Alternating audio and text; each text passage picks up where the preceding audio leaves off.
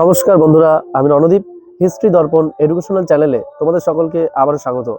আজ আমাদের আলোচনার মূল টপিক হলো, যারা কল্যাণী ইউনিভার্সিটির অধীনস্থ বিভিন্ন কলেজগুলোতে পড়ছো এবং তোমাদের যাদের পঞ্চম সেমিস্টারে ইতিহাস মাইনর রয়েছে, সেই মাইনর পেপার থেকে তোমাদের কি ধরনের প্রশ্ন আসবে সে সম্পর্কে আজকে আমরা আলোচনা করব। দেখো, তোমরা পূর্বেই অনেকে জিজ্ঞেস করেছিলে যে দাদা তুমি বড় প্রশ্ন দিচ্ছ, এর পাশাপাশি তুমি পঞ্চম সেমিস্টার ইতিহাসের মাইনর কিছু প্রশ্ন যদি আলোচনা করে দিতে তাহলে আমাদের খুব উপকার হতো। তাই তোমাদের কথা মাথায় রেখেই আজ কিন্তু আমি এই পঞ্চম সেমিস্টার থেকে তোমাদের যে ধরনের প্রশ্ন আসবে সে সম্পর্কে আজকে আমি আলোচনা করব। তাহলে আলোচনা শুরুর পূর্বে একটু বলে রাখি, তা পূর্ববর্তী কিছু ভিডিওতে কিন্তু আমি তোমাদের ফিফথ সেমিস্টার মাইনর থেকে কি ধরনের প্রশ্ন আসবে সে সম্পর্কে আলোচনা করে দিয়েছি। আর তোমরা যারা যারা পিডিএফ নিতে চাইছো তারা অবশ্যই ডেসক্রিপশনে দেওয়া নম্বর অথবা স্ক্রিনে দেওয়া নম্বরের মাধ্যমে কিন্তু যোগাযোগ করতে পারো। আর আমরা কিন্তু একদম স্বল্প মূল্যে, একদম স্বল্প প্রশ্ন, শুধুমাত্র তাই না, ইতিহাস মাইনরের পাশাপাশি তোমাদের পঞ্চম সেমিস্টারে যাদের বাংলা মাইনর প্রয়োজন তারাও সংগ্রহ করতে পারো। শুধুমাত্র কিন্তু 15টা প্রশ্ন আছে। এছাড়াও তোমাদের যাদের রাষ্ট্রবিজ্ঞান মাইনর প্রয়োজন তারাও কিন্তু যোগাযোগ করতে পারো, সেখানেও কিন্তু শুধুমাত্র 24-25টা প্রশ্ন আছে, সাথে কিন্তু শর্ট প্রশ্ন আমরা দিয়ে দেবো। আর এছাড়াও যাদের ইতিহাস মেজর রয়েছে 5.1 যে মুঘলের ইতিহাস এবং 5.2 যে ইউরোপের ইতিহাস, সেটাও কিন্তু তোমরা সংগ্রহ করতে পারো।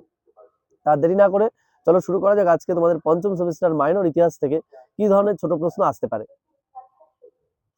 প্রথমে আমি যে প্রশ্নটা তোমাদের আলোচনা করতে চাইছি সেটা হলো, দ্বৈত শাসন ব্যবস্থা বলতে কি বোঝো? নেক্সট, চিরস্থায়ী বন্দোবস্ত কে কবে প্রবর্তন করেন? নেক্সট, ডালহৌসিকে রেলপথের জনক বলা হয় কেন? নেক্সট, রেলপথের সূচনা ভারতে প্রথম কবে হয়? নেক্সট, অধীনতামূলক মিত্রতা নীতি কে কবে প্রবর্তন করেন?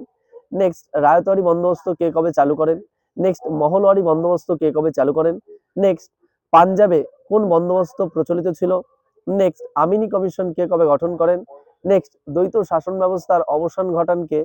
নেক্সট, দ্বৈত শাসন ব্যবস্থা কে কবে চালু করেন? নেক্সট, পলাশির যুদ্ধ কবে কাদের মধ্যে হয়? নেক্সট, বক্সারের যুদ্ধ কবে কাদের মধ্যে হয়? নেক্সট, বেসিনের সন্ধি কবে কাদের মধ্যে হয়? নেক্সট, সলবাইয়ের সন্ধি কবে কাদের মধ্যে হয়? এই যে প্রশ্নগুলো বলছি, এই প্রশ্নগুলো কিন্তু মোস্ট ইম্পর্টেন্ট তোমাদের জন্য। এছাড়াও আরো বেশ কিছু প্রশ্ন রয়েছে, যেমন পলাশির লুণ্ঠন বলতে কি বোঝো? সম্পদের নির্গমন তত্ত্ব সম্পর্কে আলোচনা করো।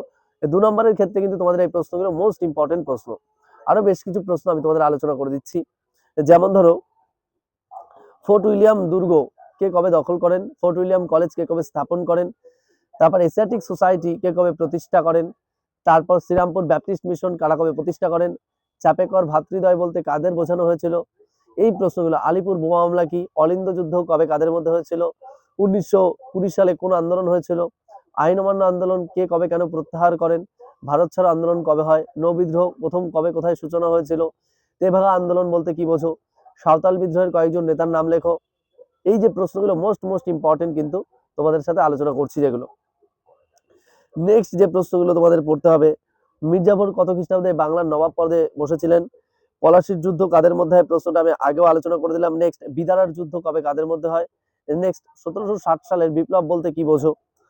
নেক্সট যে প্রশ্নটা তোমাদের পড়তেই হবে, সেই প্রশ্নটাও কিন্তু খুব ভালো, বন্দিবাসের যুদ্ধ কবে কাদের মধ্যে হয়েছিল?